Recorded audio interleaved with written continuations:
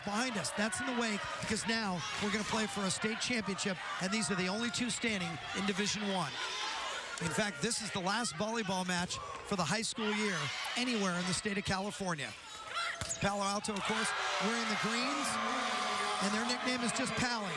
That's what the kids call themselves, so we'll call them that too. So it's Paly on one side, and in the red, white, and blue, it's the Sailors of Marymount. Marymount High School is on Sunset Boulevard, just north of UCLA. Beautiful school in a great area. Palo Alto High School is right across the street from Stanford. In fact, if you've ever been to a football game at Stanford, you can look over the rim of the stadium and look into the senior parking lot at Palo Alto. Vikings get out early. It's 2-0. Right out of the gate, you're seeing Palo Alto set the outside, really establish that outside hit, and we're getting our first glimpse. Jackie Koenig with a serve.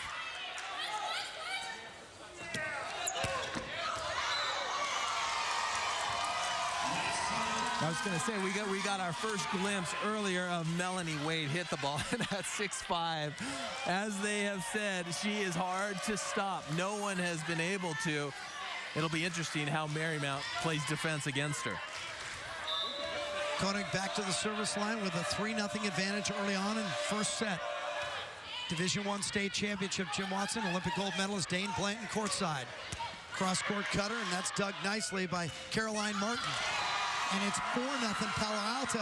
Oh, it's a dream start for the Vikings. Yeah, you don't want these Vikings to get on too hot of a streak too early and run away with this first set.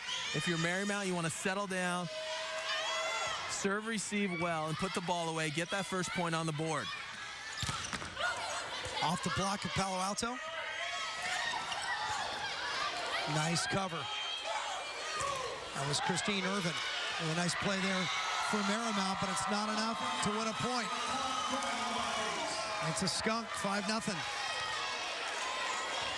Yasmin Bidat Ghani, one of the stars for Marymount. We just call her Yazzie. Off the high hands, they tried to feed Ashley Williams right down the middle. The opposite 15, that's Maddie Coopy, 6'2" senior, their leading hitter, averages just under 4 kills a game. And how about it? A 6-0 start, and maybe that's why Dave Wynn was looking so relaxed over on the bench. He knows how good his club is. He was relaxed, he was poised, he had the confidence, and you're seeing why. Palo Alto, the defending state champions, coming out and showing that they have been here before, really taking control right out of the gate, and Marymount has not had an answer just yet. Carrie Klein forced to call a timeout early to try to settle down her players to get them to playing to the capabilities that they know they're able to do so. We haven't seen anything out of them just yet, trailing 6-0. Yeah, I'm watching the setter for Marymount, and that's Lauren Greskovich Fuller. And at this point, she has her best hitter, Lanty Moy McLaren, in the back row, so she's trying to spread things around a little bit. But I'll tell you what, Marymount's not reacting to her. She's moving the ball around. Everybody seems a step slow. It's like they're waiting for something to happen, and it's all happening on the green side of the net right now. 6-0 Palo Alto in the first set. There's the back set, and that was better play. Went on, Greskovich Fuller from Lauren Greskovich Fuller. Yes, twins. In fact, both teams have twins. It's the Owens for Palo Alto, Savannah and Haley. But it's the Greskovich Fullers for Marymount. There's Melanie Wade, 3 kills already. 7-1. That's an extremely sharp angle, and when you're 6'5", you jump well, you're able to open up the court to places that normal players cannot usually hit.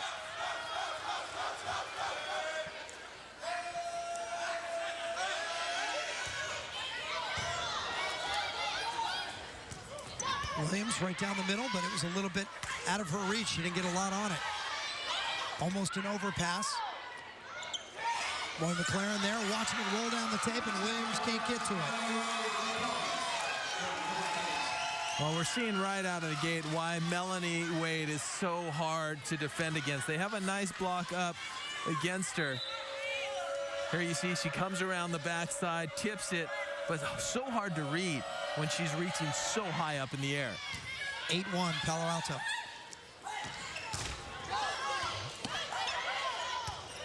Shelby Knowles, a good cover there, the libero for Palo Alto.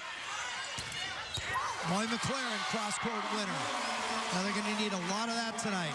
As we mentioned, she had 18 kills in the upset of #1 Los Alamitos. Now Marymount is the new #1. Moy McLaren, she's the go-to. She has a bit of a stress fracture in that left foot that she's been playing with for a while, but she's been able to overcome it. Those stress fractures, the only way they heal is to stay off them. You can't do that when you're pursuing a state championship. Now, Palo Alto converts so quickly from defense to offense. The transition is blinding. And they're so powerful. It's not only quick, but that ball's coming down with a lot of force, a lot of power. Melanie Wade, most of the experts will tell you she's the best player on the court tonight, so to keep an eye on number 19.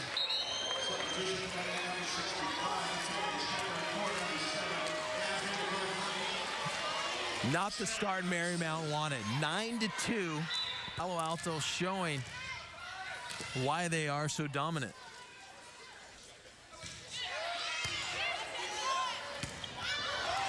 And trying to go early was Kimmy Whitson, the setter.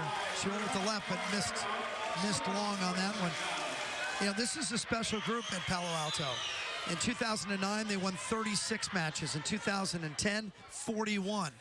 And now they're sitting on 35. Those are lofty numbers. And as I mentioned, over 3 years, 112-9.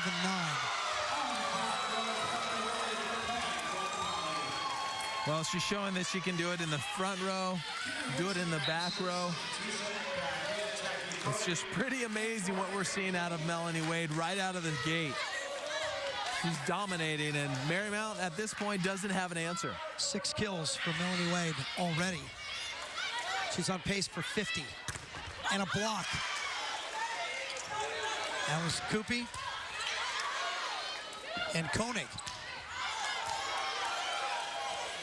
A little bluff there, a little deke in the middle. They dummied it and go to Moy McLaren outside. And she hit it right into the net. Yeah, I talked to Moy McLaren at practice the other day, and not only does she have that stress fracture, she got elbowed in the chest, so she has something going on with a rib as well. So she's kind of banged up coming into this final. Not exactly how you'd want to be, but she's a tough kid. Katie Edwards. Katie Edwards is 6'2", tallest player, with the exception of probably, I guess, Yazzie Badat Ghani is just a little bit taller. We'll call her 6'3", so those are the 2 biggest players on the Marymount roster. And they list Yazzie at 6'3", but in warm-ups, they're standing side by side. They're about the same height. No long rallies for Palo Alto. They just go for the throat right away. They really do. It's they just try to end that rally as quick as possible, and that's what you're supposed to do, but you usually don't see it as effectively that they're doing it right now. Outside set. Manon, Krasovich, Fuller. Yeah, Manon Greskovich Fuller, she was committed to Santa Clara, but they decommitted. They were going to go there as sisters. She's now headed to the University of Virginia. Going to play with, who did we see in the last match that's going there? Natalie Bosbeck. Yeah, Natalie Bosbeck, yeah, you're right. Manon said that she just wanted to get out of California. That was her reason, you know, experience a little more. Bausbach, by the way, Natalie Bausbach playing for La Costa Canyon tonight. They came up short in their final against Presentation from San Jose in 5. Those two will be teammates in college. Off the hands, and a nice dig in the back row. Moy McLaren. We've seen her all over the court already. Koopy tips it across. And Koopy got part of that block. Back set, not a pretty play, but it's going to work for Palo Alto. And they kind of laugh about it. Caroline Martin ends up with a kill, but it was more of an awkward shot, just pushing it across the net. One of the longest rallies we've seen, and of course, Melanie Wade not terminating it. If they go to her, it seems like it ends very quickly.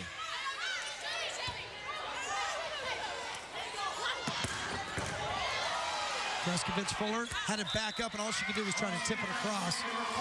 The Marymount setter really ran out of options right there. There's just too much heat on that ball hit by Melanie Wade, unable to be controlled and kept on the same side. Lauren Breskovich Fuller, the setter for Marymount, is 6 feet tall. Wade, 7 kills.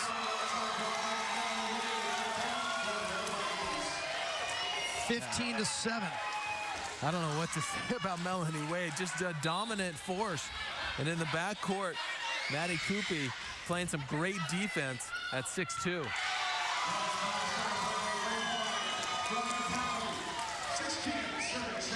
How about that? Seems like every player on Palo Alto is really, they've come to play. They're well-rounded. You see the 6'2" Maddie Coupe in the backcourt. She's a great defender and passes the ball with great accuracy. You know what they look like? They look like they couldn't wait to play, that they were so anxious to play in the state final. Now, everybody is, but most everybody shows up nervous. Palo Alto looks like they're having a good time. There, Marymount is able to break through for a point, but it's still 8 serving 16. We expect Ashley Williams to get a lot of looks down the middle, wearing number 15 for Marymount. Moy McLaren, we've already seen her. Her number's going to be called all night long. And then you have a couple of Breskovich Fullers, Manon, and her sister, the setter, Lauren.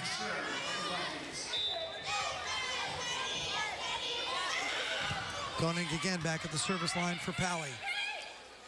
Breskovich Fuller sets Moy McLaren. Sounds like I'm calling a hockey game. Moy McLaren can hit just about anywhere on the court. That was a nice pipe set right in the middle.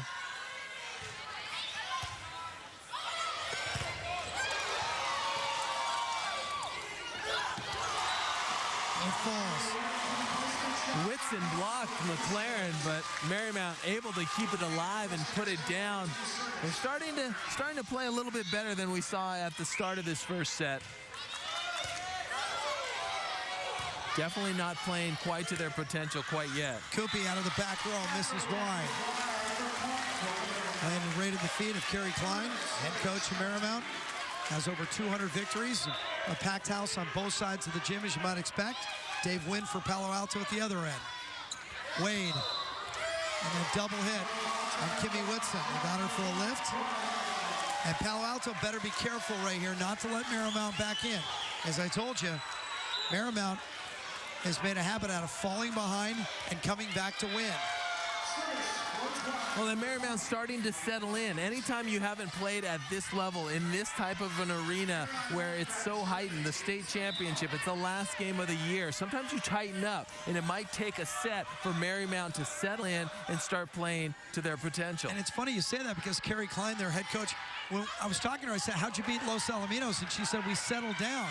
And it's because they lost the first set.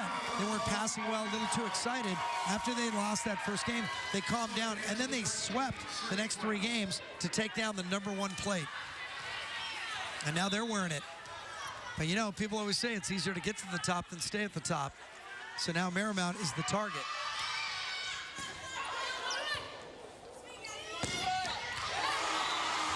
Yasmin Badatkani, Yazzie.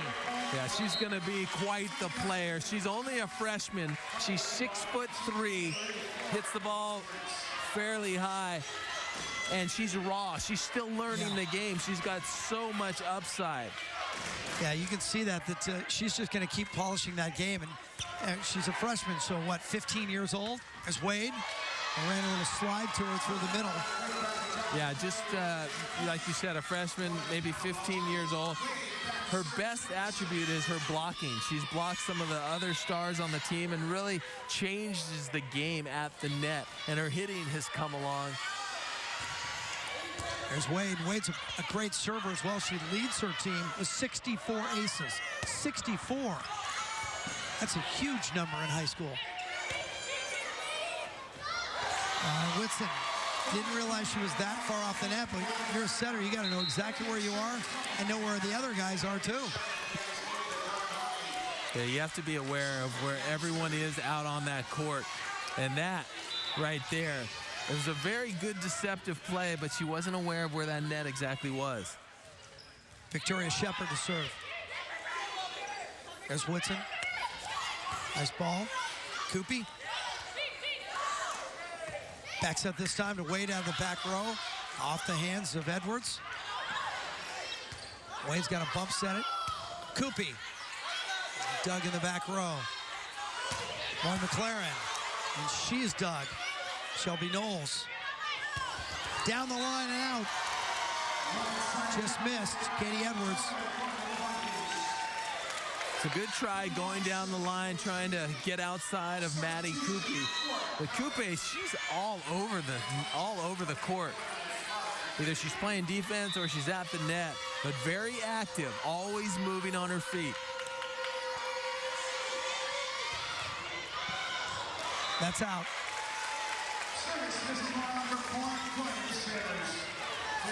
Keeping notes, Dave Wynn. Lantine, Moy McLaren to the service line. 5'10" senior, special player, and as Dana's pointed out, playing through some pain. The stress fracture in the foot, bit of a rib problem. Nobody cares tonight, it's the state final. Players sit. Dug nicely by Knowles and kept out of the net by Koenig. Crossed by Whitson. Dug again in the back row. That's out. So it was the defensive effort by Knowles, by Caroline Martin in the back row for Palo Alto that made that point possible. And then Maddie Koopy putting it away once again off the block, just out of bounds. Very fortunate bounce, 2 inches wide.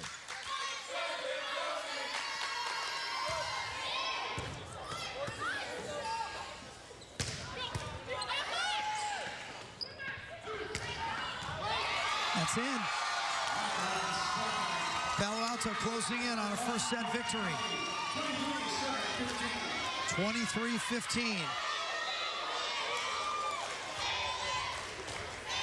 Shelby Knowles looking to close it out from the service line. Kreskovich, Fuller. To Lantine, Moy McLaren coming right down Main Street.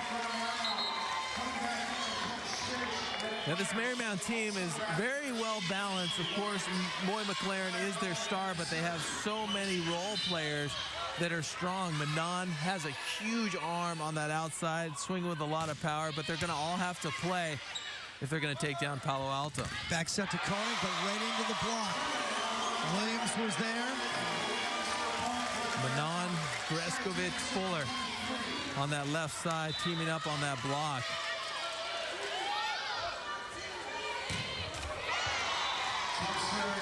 Not a good serve.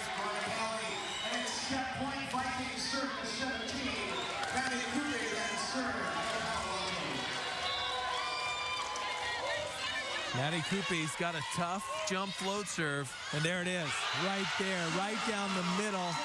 Moy McLaren just can't handle it.